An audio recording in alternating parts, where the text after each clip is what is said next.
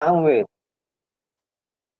शारदा मठ, द्वारका द्वारका येथील गुजरातमध्ये द्वारका येथील त्याचं घोषवाक्य आहे तत्वमसी. हे उपदेश वाक्य आहे. अथर्ववेद, बद्रीनाथ उत्तर भारतामध्ये ज्योतिर्मठ याचं घोषवाक्य आहे अयम आत्मा ब्रह्म. हे घोषवाक्य आहे.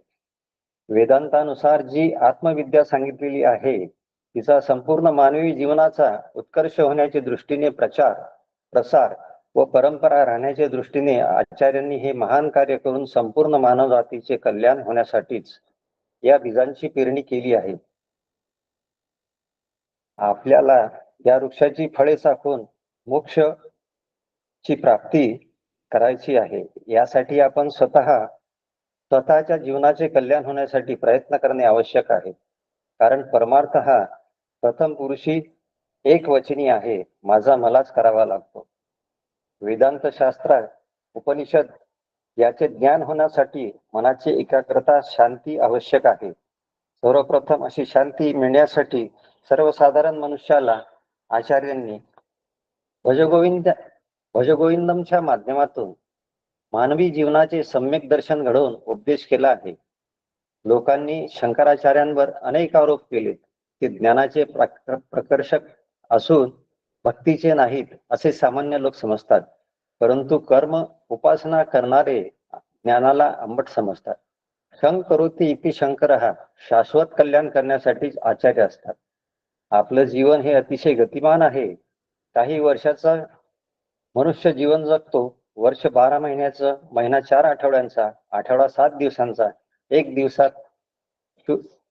सूर्य उगवतो, वर येतो, अस्ताला जातो. म्हणजे सकाळ दुपार संध्याकाळ व नंतर रात्र. आपण झोपतो, पुन्हा सकाळ उगवते. अनादिकालापासून दिवस रात्रीचं हे चक्र अव्याहतपणे चालू आहे. हाच काळाचा महिमा आहे. दिवस रात्र, महिने, वर्ष असा कालावधी लोटतो.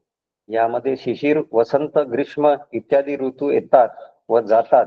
याला कालचक्र म्हणतात. यामध्येच आपण जन्माला येतो. आपलं जीवन काळाच्या ओघात पुढे पुढे जाते. आयुष्य क्षणाक्षणानं क्षय पावतं.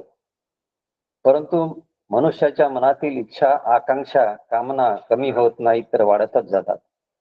मनुष्य जीवन जगत असताना सतत लक्षात ठेवावं की आपल्या जीवनावर काळाचं बंधन आहे. संपूर्ण विश्व, सर्व प्राणी मात्र, संपूर्ण सृष्टी, सर्व जीवांचं व माझंही जीवन या सर्वांवर नियमन करणारा महाकाळ आहे. काळ गतिमान आहे, त्यामुळे सर्वांचे जीवनही गतिमान आहे. त्याला कुणीही थांबवू शकत नाही. काळच आपल्याला आपल्या सर्वांना जीवनभर खेळवतो. आयुष्य संपत आलं तरी मनुष्याच्या आशा सोडित नाही.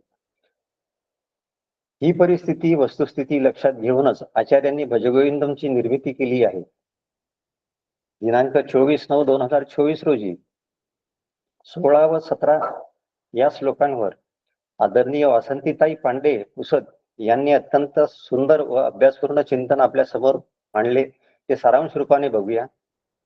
एखादा मनुष्य घराचा त्याग करून तपश्चर्येसाठी एकांतात गेला व वैराग्यपूर्ण जीवन जगत असला तरीही त्याच्या अंतःकरणामधील आशापाश कमी होत नाही. कारण मनाचे विकार जात नाहीत. बाह्य विषयांचं आकर्षण अनेक विषय आकर्षित करतात. आपलं शरीर व इंद्रियांना लागलेल्या सवयी विषय भोगण्यासाठी व्याकुळ होतात. आपलं मन राग द्वेषादी वृत्ती व काम क्रोधादी विकार हे सतत उफाळून येतात बाहेर. अहंकार साधकाला ईश्वराच्या श्रीगुरूंच्या चरणावर पूर्णतः नतमस्तक होऊ देत नाही. सर्व साधकांनी प्रामाणिकपणे हे दोष मान्य करून काढून टाकावेत. अध्यात्म बाह्य स्थितीवर नसून अंतरंगात आहे. तीर्थयात्रा, व्रत वैकल्य, दानादी कर्मामुळे मुक्ती मिळत नाही.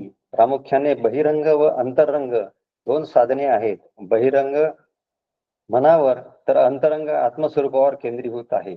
यासाठी प्रथम सत्वगुण हे सहाय्यक साधन वर आणून आत्मकार वृत्तीसाठी श्रीगुरूंना शरण जाऊन जीव ब्रह्मैक्य करावा, हाच खरा पुरुषार्थ आहे. तसेच श्लोक क्रमांक 18 व 19 वर आदरणीय स्मृतिताई पारिख पुणे यांनी भैयाभाभींची ज्ञान संपत्ती घेऊन अतिशय सुंदर अभ्यासपूर्ण चिंतन केले ते सार रूपाने आपण बघूया. सर्व संग्रहित विषयांचा व भोगांचा त्याग असं प्रखर वैराग्य सर्वांना सुखी करू शकते. अंतरंगामधून विषयांचा त्याग व मन कुठेही न अडकणे म्हणजे वैराग्य. तसेच ऐहिक व पारलौकिक सुखाची निवृत्ती म्हणजेच वैराग्य. साधना विवेकी विचाराने करावी. नचिकेतासारखी अनासक्त वृत्ती करावी. जे माझं आहे ते मी नाही अशी त्याग वृत्ती असावी. ज्ञानी पुरुष तो कुठल्याही परिस्थितीत असला तरी चित्त परब्रह्म स्वरूपात तल्लीन असते. तरी तो नित्य आनंद स्वरूप असतो. साधकाने सुख दुःख समय कृत्वा देहादी जगतातून सुटका व प्रभू श्री रामचंद्राप्रमाणे त्यागी वृत्ती ठेवली पाहिजे. डॉक्टर काका क्षत्रिय ब्रह्मनिष्ठ परंपरागत व दयाळू असे आहेत. त्यांच्या चरणी लीन होऊन आपण मोक्ष प्राप्तीकडे वाटचाल करूया. आज श्लोक क्रमांक 20 व 21 यावर आदरणीय मयुरताई तेली यांचं 7 ते 7:30 च्या दरम्यान चिंतन होणार आहे. त्यानंतर 7:30 ते 8 या दरम्यान आदरणीय अपर्णाताई राजदेरकर यांचं श्लोक क्रमांक 22 वर चिंतन होणार आहे. त्यांचा थोडक्यात परिचय बघूया. आदरणीय मयुरताई तेली बडनेरा आदरणीय सुनील दादांच्या अनुग्रहित आहेत. बडनेरा येथे वास्तव्य. परमपूज्य भांडेकर शास्त्री उर्फ दादा यांचे संत सहवासात आपले आयुष्य व्यतीत करणाऱ्या व संतांचा कृपाप्रसाद लाभलेल्या मयुरताईंनी रामायण व एकनाथी भागवत अखंड 3 तास चातुर्मासात प्रवचन करून श्रोत्यांना मंत्रमुग्ध करून सोडले.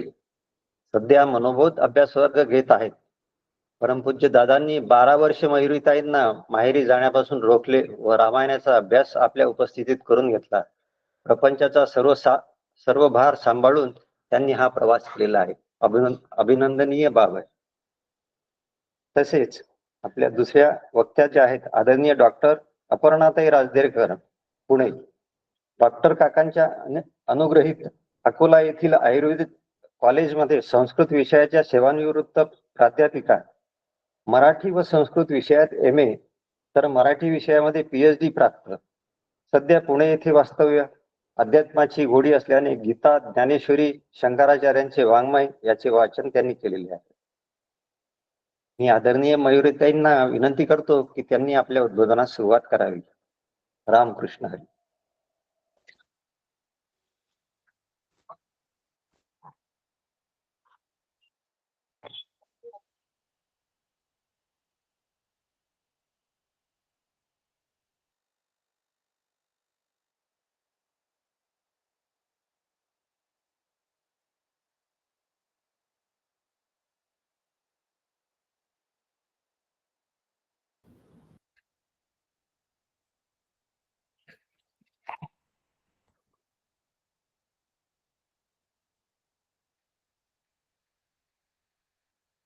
सदाशिव समारंभां शंकराचार्य मध्यमाम् अस्मदाचार्य पर्यन्तां वंदे गुरुपरंपरां.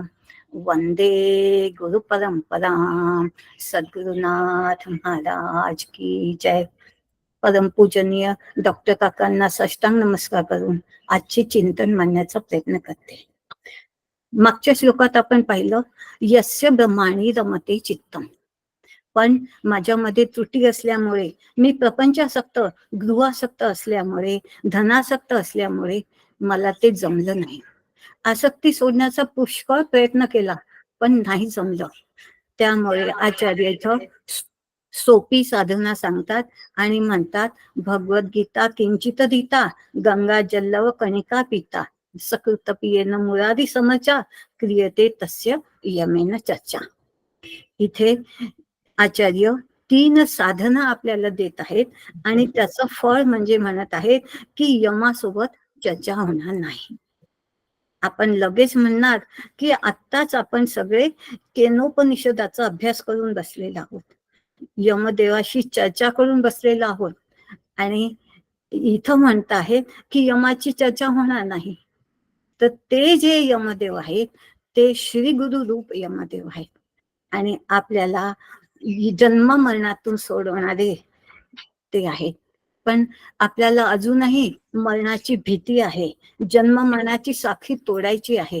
ती तोडण्यासाठी ते त्यातून मी कसा सुटेल, त्यासाठी आपल्याला श्री गुरूंच्या म्हणजेच यमदेव रूपी श्री गुरूंच्या शरणाची एकदम एकरूपता, त्यांची पूर्ण शरणागती घ्यावी लागेल. आणि ती जर आपण घेतली आणि सोबत ही साधना जी आचार्य आपल्याला देत आहेत ती केली, तर यमदेवाच्या पाशातून आपण सुटू शकू. म्हणजे श्री गुरुरूप यमदेव नाही आहे, जी जीवन मरणामध्ये ते आपल्याला अटकवतात, पुन्हा पुन्हा जन्म घ्यायला लावतात, ते यम इथं सांगितलेले आहेत. म्हणजे जन्म मरणाची साखळी कशी तुटेल, मरणाची जी भीती आपल्या सगळ्यांना आहे ती कशी निघेल, त्यासाठी मला ही साधना आचार्य सांगत आहेत. आणि जसं नचिकेतानी एकदम शरणागती पत्करली, श्री गुरूंशी आपली योग्यता निर्माण करून सगळी म्हणजे त्याच्यातून आपला मोह काढून स्वतः शरणागत झाले, तेव्हा त्यांनी एकरूपतेचं साधन सांगितलं. तसंच मी नचिकेताच्या पंक्तीला बसण्याच्या योग्यतेचं होण्यासाठी मला ही साधना आचार्य इथं सांगत आहेत. आणि ती साधना म्हणजे जसं आपल्याला आत्ताच सुरुवातीच्याच दिवशी सुनील दादांनी म्हटलं आहे की आपण सगळ्यांनी जीव तोडून अभ्यास करावा. शैलताईंचं सुद्धा हेच मत आहे की आपल्याला सगळ्यांना हा अभ्यास आपल्या योग्यतेनुसार यावा, त्यासाठीच त्यांची जशी धडपड आहे, आपणही म्हणावं करिष्ये वचनं तव. त्यांच्या त्या वचनाला आपण आदराने स्वीकार करावं आणि याच्यातून निघण्यासाठी, जन्म मरणातून निघण्यासाठी हा अभ्यास करावा. तस्मात् शास्त्रं प्रमाणं कार्य व्यवस्थित ज्ञात्वा शास्त्र विधानोक्तम कर्म कर्तुमिहार्हसि.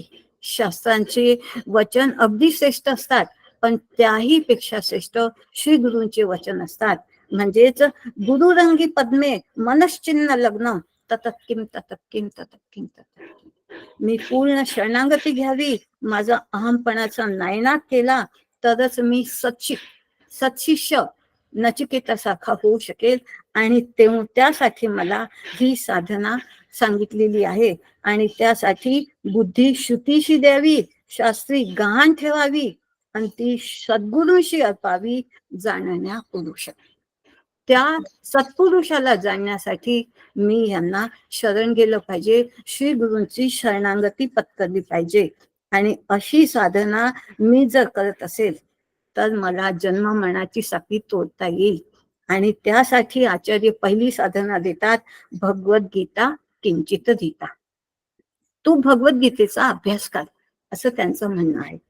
किंचित तरी अभ्यास कर. भगवद्गीता प्रत्यक्ष भगवंताच्या श्रीमुखातून वदली गेली आहे.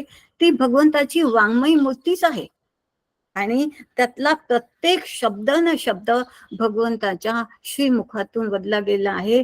ते भगवंताचं हृदय आहे आणि तो प्रत्येक शब्द मी माझ्या हृदयामध्ये कोरून ठेवायचा आहे. आणि त्यासाठी जसं अर्जुनाला युद्धभूमीमध्ये ती गीता सांगितल्या गेली आहे, तसंच माझ्या संघर्षमय जीवनातून शांती, समाधान, तृप्तीकडे मला जायचं आहे. आणि माझ्या जीवनाची आनंदमय घडी बसून घ्यायची असेल तर मला दर्जेदार जीवन पद्धती करून घेण्यासाठी भगवद्गीतेचा उपदेश करण्याची भगवद्गीतेचा अभ्यास करण्याची आचार्य मला आदेश देत आहे म्हटलं तरी चालेल. आज्ञा देत आहेत, आदेश देत आहेत. आणि तिथं ते म्हणतात आहे की ज्ञान रूपी ऐश्वर्य जर मला मिळवायचे असेल माझ्या जीवनामध्ये, तर श्री गुरूंना शरण जाऊन त्यांच्या चरणाशी बसून मी गीतेचा अभ्यास, भगवद्गीतेचा अभ्यास केला पाहिजे. कारणासह वर्तमान सकल दुःख निवृत्ती आणि परमानंदाची प्राप्ती करण्यासाठी श्री गुरूंच्या चरणाशीच मी जावं लागेल आणि मला भगवद्गीतेच्या अभ्यासानेच शांती, समाधान, तृप्ती टिकवता येईल. आणि त्यासाठी जेव्हा मी असा श्री गुरूंच्या चरणाशी नतमस्तक होते, शरणागत होते, तेव्हा ते मला उपदेश देतात, अविनाशी तू तद्विधी येणं सर्वमिदं ततं. तू अविनाशी आत्मा आहेस. ऐक शिष्या येथील वर्म सोये तुची आहे ब्रह्मा. तू स्वतःच तो ब्रह्म आहे, तू स्वतः तो आत्मा आहे. आणि ते तू लक्षात घे आणि शांतीला, परम शांतीला प्राप्त होण्यासाठी स्थित प्रज्ञ हो. तुझी निश्चयात्मक बुद्धी कर. आणि ती निश्चयात्मक बुद्धी कर म्हणजेच आत्मस्वरूपाच्या प्राप्तीसाठी, त्या आत्मस्वरूपाची शांत रूपी प्राप्ती मिळवण्यासाठी तू विवेकी बन, वैराग्यवान बन, ज्ञानी बन, कामना रहित बन आणि स्पृहा रहित, अहंकार रहित, ममकार रहित तू हो. आणि असा जेव्हा शिष्य होतो, म्हणजेच मी होतो, साधक होतो, तेव्हा श्री गुरु जसं भगवंत अर्जुनाला म्हणतात की सर्व धर्मान परित्यज्य मामेकम शरण व्रज. मी तसेच माझ्या श्री गुरूंना जर शरण गेले असेल तर त्यांनी दिलेला उपदेश मी माझ्या जीवनामध्ये आणू शकेल. आणि त्या उपदेशाने नष्टो मोह स्मृतिर्लब्धा तप प्रसादात मयाच्युत. माझा मोह गेला पाहिजे, हे सगळ्यात महत्वाचं आहे. हा मोह जन्म मरणासाठी कारणीभूत आहे. आणि अर्जुन जसा म्हटला की नष्टो मोह स्मृतिर्लब्धा, तुमच्या प्रसादाने माझा मोह नष्ट झाला आहे आणि त्यासाठी करिष्ये वचनं तव. आणि नंतर शेवटी तो म्हटला आहे करिष्ये वचनं तव. म्हणावं मी सुद्धा की हे श्री गुरुदेवा, मी तुम्हाला शरण आहे, तुम्ही जसं म्हणाल तसं मी माझ्या जीवनात वागण्यासाठी तयार आहे. आणि श्री गुरु प्रजा हाती पदा यदा कामान सर्वान पार्थ मनोगतात आत्मने तुष्ट स्थित प्रज्ञस तदोच्यते. स्वरूपाची सहजावस्था आहे ती मला श्री गुरु देव पाहत आहे. उशीर केव्हाही शिष्याकडून होत असते, श्री गुरुकडून कधीही उशीर होत नसतो. शिष्यच उशीर करत असतो.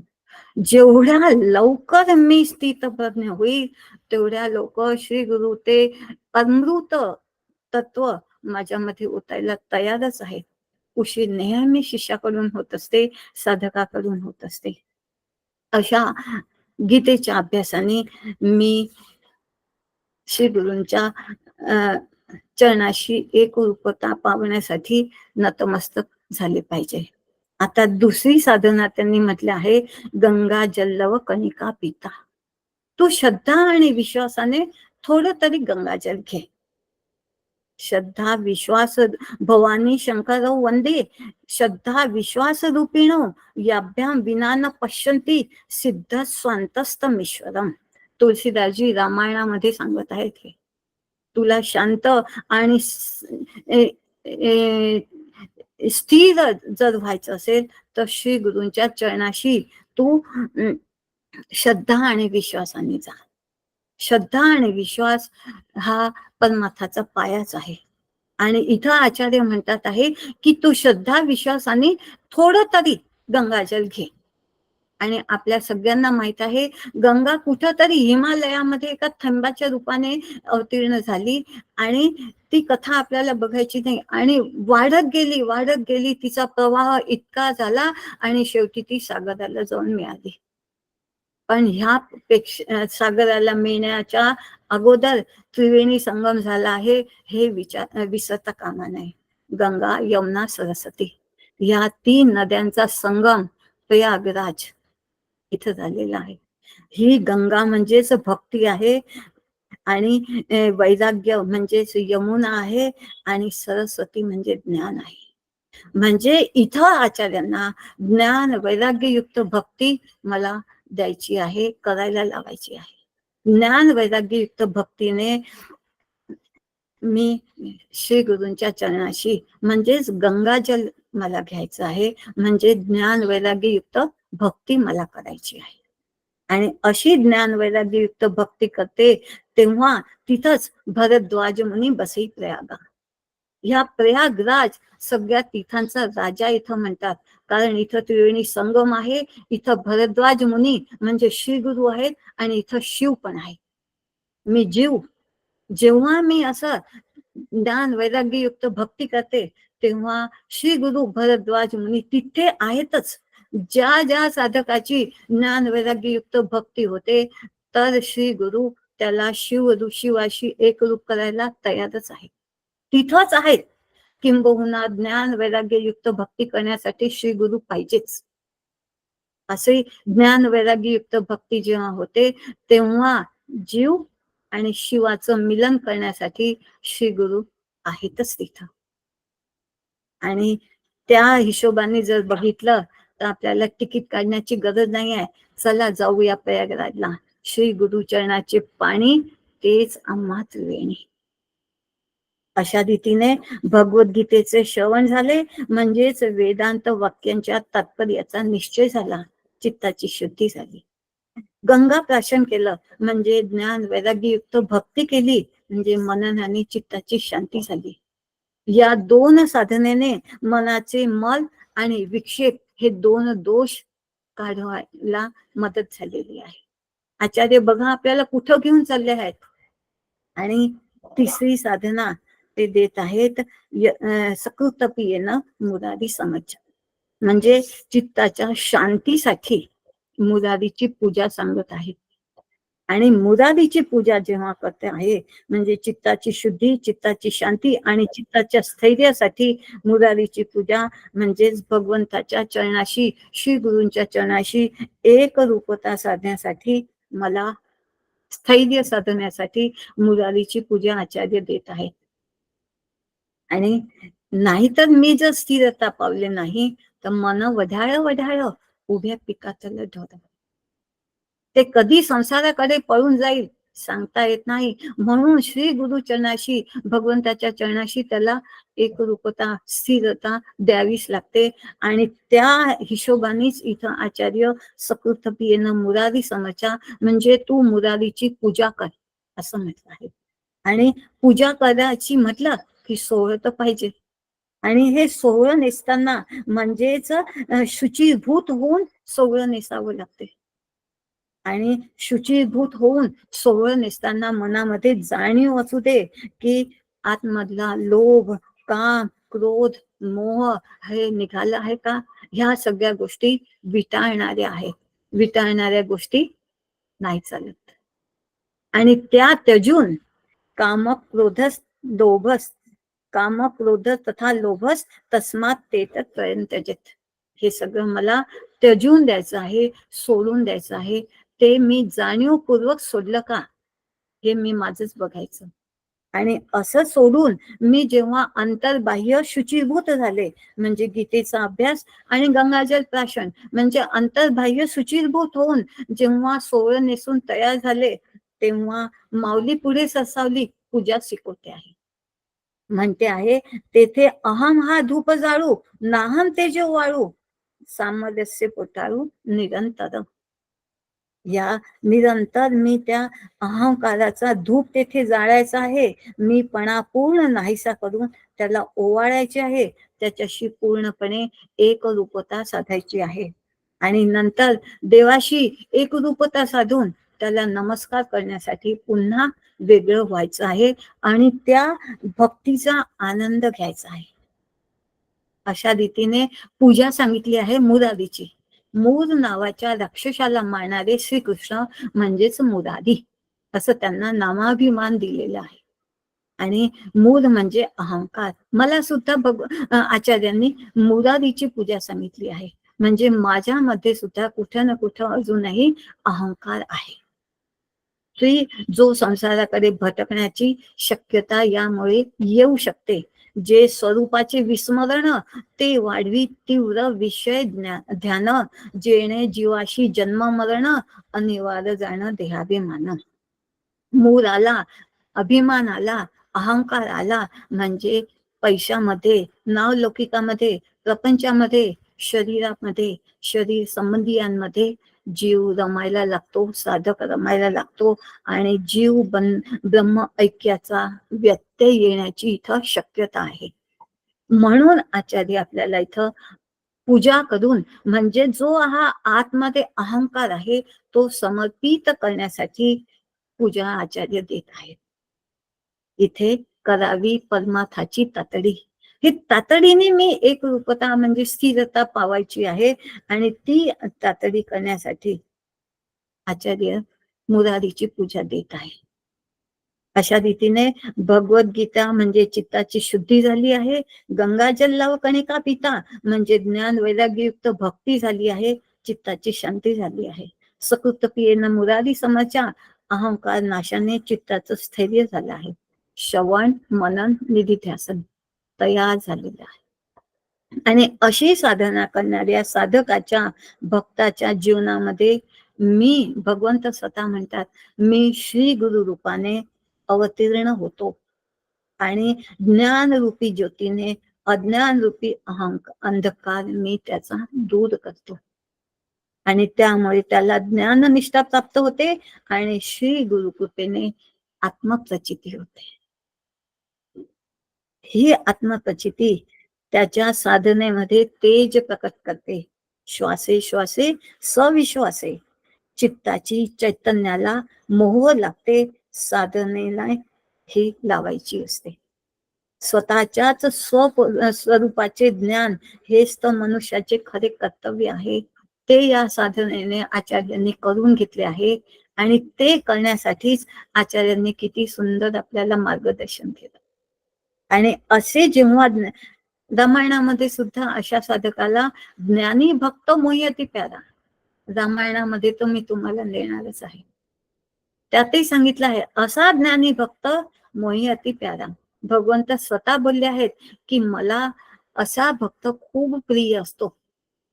आणि मनोबुद्धी अहंकार चित्तानी नाहम न च श्रोत्रे जिव्ह न च घ्राण नेत्रे न च व्योम भूमी न तेजो न वायू चिदानंद रूपम शुभम शुभम या ते कळलं आहे आणि मोक्षात